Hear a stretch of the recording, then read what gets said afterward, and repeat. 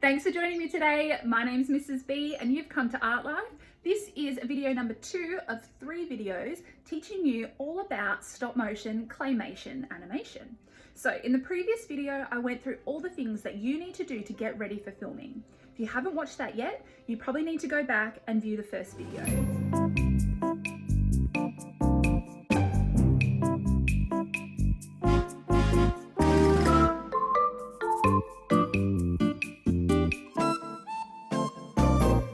So now that you've got everything ready to go, I'm going to teach you today how to use the stop motion app as well as take photos successfully for an awesome production. Now today you need a bit of patience. When filming, you're taking individual photos, remember? And in my final edit, I used 863 photos. So this does take a while and it doesn't have to be done all in one sitting. What you put into it is what you'll get out of it. And if you really take your time and try your hardest, I'm sure you'll really be proud of the video that you end up creating. So exciting to create something from scratch. You've planned out everything so far, you've created your characters, and you're ready to go. So get everything set up and I'll show you how right now. Thank you so much for joining me for video number 2 of our animation or claymation stop motion series. Today we are going to be discussing production, and I'm going to show you how to use the app that I suggest. I'm going to show you different tricks of the trade and tips that I have learned through teaching this subject. So just to recap on last lesson though, and the things that you should have already done prior to this lesson. So we discussed how you need to come up with a story, just something simple and not too complicated. You're about to see how long production actually takes. If your story is too complicated, production will take a great deal of time. You also need to have created your character or characters. As you'll see over here, I've got a little caterpillar as my main character, and my storyline is him turning into a beautiful butterfly. I've made those out of plasticine and I showed you how to do that in the last lesson. I've also shown you how to create a setting or a beautiful background and context for your story, which I have right here. In the event you haven't watched the pre-production video, you do need to watch that. So please go view that first prior to watching this one. Today, it's production day. So exciting. It just means that we're going to take the footage that we need. So remember that we're actually not filming today. We're not taking moving images. We're actually taking multiple photos. Heaps and heaps and heaps of photos that are then put together. And when they're viewed quickly, it comes together to create the illusion of movement or an animation. So, what you need today is the stop motion app. This is free from your app store and you need to download that now. I'm going to show you how to use the stop motion app. Open the stop motion app, it looks like this. Okay. And so what you need to do is allow access to photos. All right, so when you open the stop motion app, it'll allow you to create a new movie, which you need to do. You can do a bit of a tutorial if you want to, however, I'll show you how to use this, so you probably don't need to do that. The first thing I need you to do is go into settings on the left there, and you'll notice a whole lot of numbers here. What those numbers mean is FPS. FPS just means frames per second. So that means how many photos are displayed each second. The smaller the number, the slower your animation is going to appear to be. The higher the number, the quicker the photos are displayed, and the shorter your video will be, but the more realistic it will be. So I think a good place to start if you're beginning is an FPS of 12. So set 12. If you're finding that your video is a bit jerky, you can always increase the number a little bit. So set it to 12 and press done. The next thing you need to do is set up your scene and begin to tell your story through photos.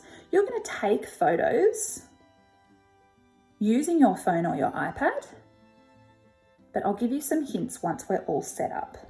If you have a tripod, that will help you to make sure that your image is not jerky. If you're using freehand like I am today, your video is likely to sort of be a bit wobbly.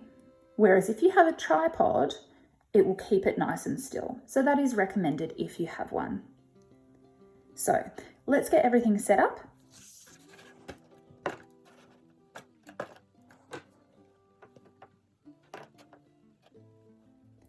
So as you can see here, this is my scene. Now, when taking photos, you need to remember to consider the entire frame. So for example, if I'm going to take a photo, I don't want to be this far away. That's because there's too much information going on. You can see my entire kitchen, including the dishes on the sink, and everything within the frame is confusing. What I want to do is take a big step in, make sure I've framed my image really well so that I can just see my scene, and my main character is what people are going to notice. So this is my setup. I've got my stop motion app open here and I'm ready to take photos. So you take a photo through pressing this button here, but what you need to do is actually not just take one photo at a time. I suggest that you take 4 photos at a time. 1, 2, 3, 4 of the exact same thing. This is because if you just take one photo, your video will play way too quickly and the information will be missed by the viewer because it will just be played out really, really quickly and it will be too short. So we are always taking at least 4 photos. I've framed everything really well. You might even choose to start your character outside of the frame. If you can see my image here, you can't actually see my caterpillar. You can just see the setting and you're sort of setting the scene. So I suggest that you take about 12 photos to start off with, just to set the scene and give people an idea of what your video is all about. Notice that I'm really resting my hands quite strongly against the table so that I can keep my phone here nice and still and not wobbling about like this. Otherwise your video will look like that when you're done. So I'm going to take 12 initial photos of my setting here, and then I'm going to introduce my character very slowly. So 1, 2, 3, 4, 5, 6, 7, 8, 9, 10, 11, 12. Okay, at this point, what I'm going to teach you to do is use this very important function on the left here.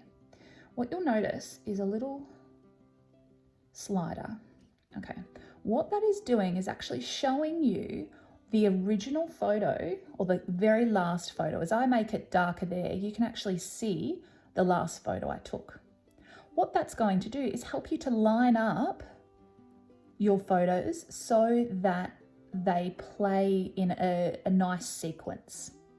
So this photo or this image is going to help me to line up, now that I've moved out of the way, it's going to help me to line up back to the original spot that I want to get to. So if you sort of do that, put that in about halfway, you can see it's fading, or you can make it stronger, but you need to be able to see what you're taking a photo of as well and try to line it up. So use this and that will help you. You can see that it means that I can actually line up my photo quite well. So what I'm going to do now is slowly introduce my character. If I were to just pop him into shot like that, it wouldn't make a lot of sense. It would be like he just appeared as if it were magic, which doesn't make a lot of sense for my movie. So I want to introduce him really gradually, which means I'm going to take a whole lot of photos to bring him into shot. So I need to line up my last shot and I'm going to introduce him just a tiny bit of his face. Now remember, I'm going to take 4 photos of this one spot. All right, try and line up the last photo. best you can. And I'm going to take 4 photos. 1, 2, 3, 4. This is why a tripod really helps, because I need to try and keep this in the same position as well as move this guy ever so slightly. Now, you need to move them really, really, really slowly. Your character needs to move inch by inch by inch. This is what I mean by how long claymation can really take. If you move him too quickly, like this, your image is going to be extremely jerky and not give the illusion of movement. It's not going to fool anybody. So we want to introduce the character extremely slowly. So I'm just inching him forward a tiny amount. Oops. In the event that your hand is in one of the photos, you'll just need to delete that during post-production.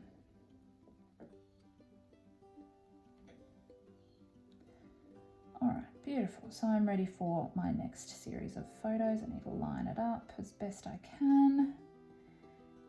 If you have a second person able to help you, so for example, someone's on camera and the other is on moving the characters, that will help a lot.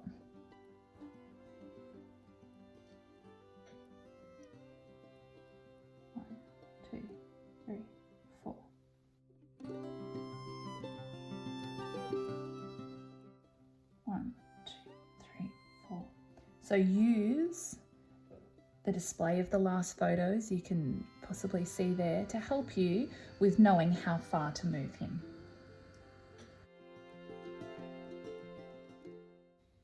So now I'm wanting to move my caterpillar the way a caterpillar moves, like up, down, like this. So I'm making him sort of go flat like this and inching him forward just a tiny little bit, making sure my setting is lined up. 1, 2, 3, 4. And then as I bring him in, I'm going to move him up again. 1, 2, 3, 4.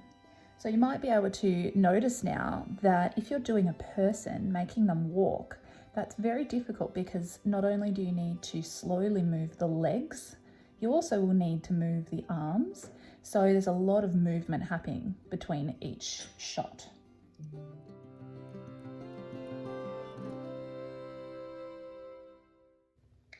It is easy at this point to get extremely lazy and start to move them really quickly. But really the time that you put in, and if you just do bit by bit, you will be really proud of the outcome if you really put this time in. I'm going to start to make him change direction. What you can also do is consider different camera angles. So for example, for that opening scene, I've kept the same angle. I've used the table for stability, but you can also change camera angles. For example, you can do a close-up. If you want to give more information about your character, you might choose to zoom in a little bit like I've done here, and then begin filming from this angle.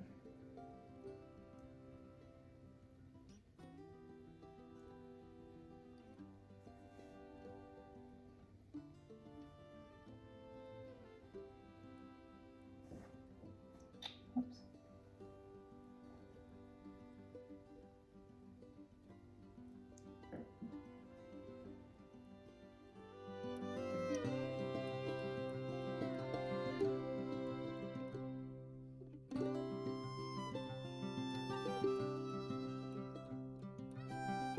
So I'm going to reveal the next part of my story, which is this cocoon here. So that's going to come into shot soon. I might just leave that there. And so that will start to come into shot as I move my camera around.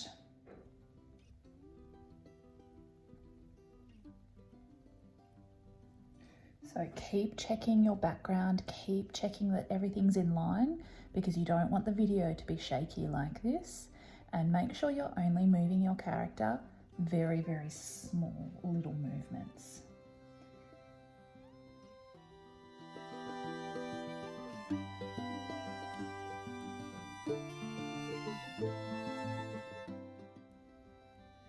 So I've actually taken 234 photos so far. And so it happens very, very quickly, especially if you're taking a few different, 4 different photos at once. But what I'm going to do is actually preview my work now and see how I've gone so far. So if you press back, here are all the photos you've taken. And let's have a preview. Play.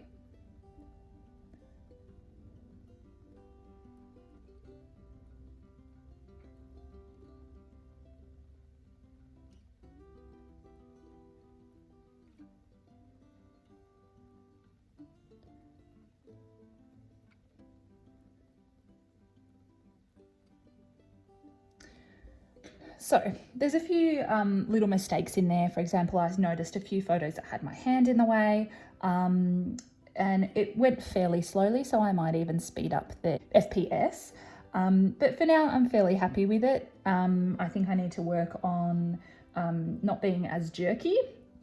So I'm going to work on that and make sure I line up the background from now on. But I think so far we're doing okay.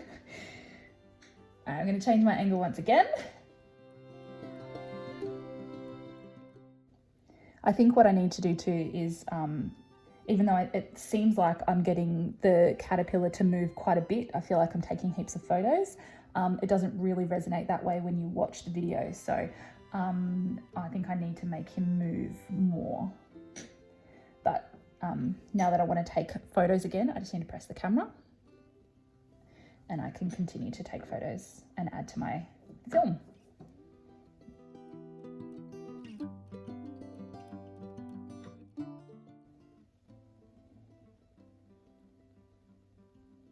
One, two, three, four.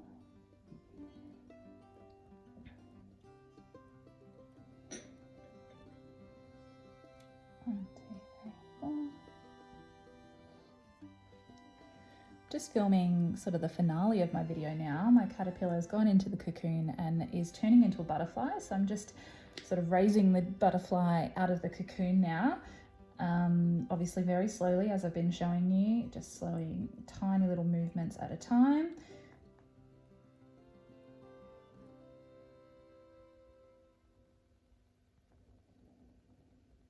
Hopefully you'll be able to tell now why it's so important to make your plasticine characters really, really strong, because you are moving them, you're putting them through quite a bit, and so you want them to sort of stay intact during filming.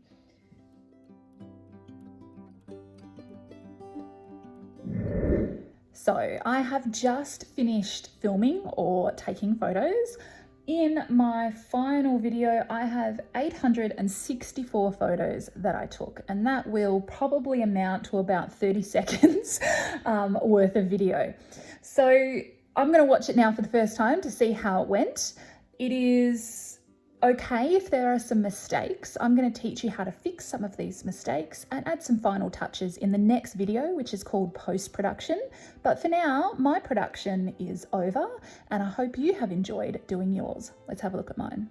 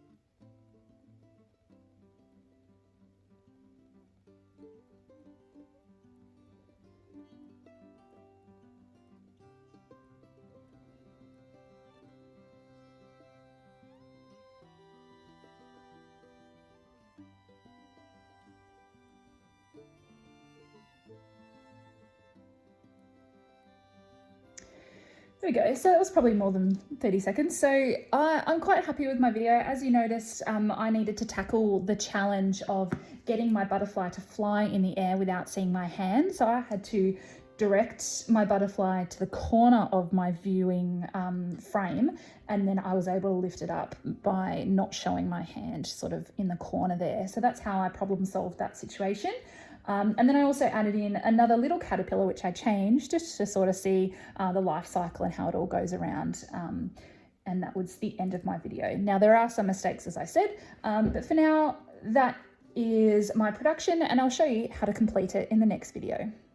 So it was as simple as that. Not overly simple today, and it is fairly time consuming, but I really hope you enjoyed filming and becoming a director. Not only did you write, you directed and you filmed your very own stop motion video, so well done. In my next video, I'll teach you all about the editing process and some tips of the trade when it comes to adding sound and finishing off your video really nicely. Just a reminder to make sure you hit the like button and subscribe as well, because I've got heaps of other videos in the future for you. Take it easy, I'll see you next time.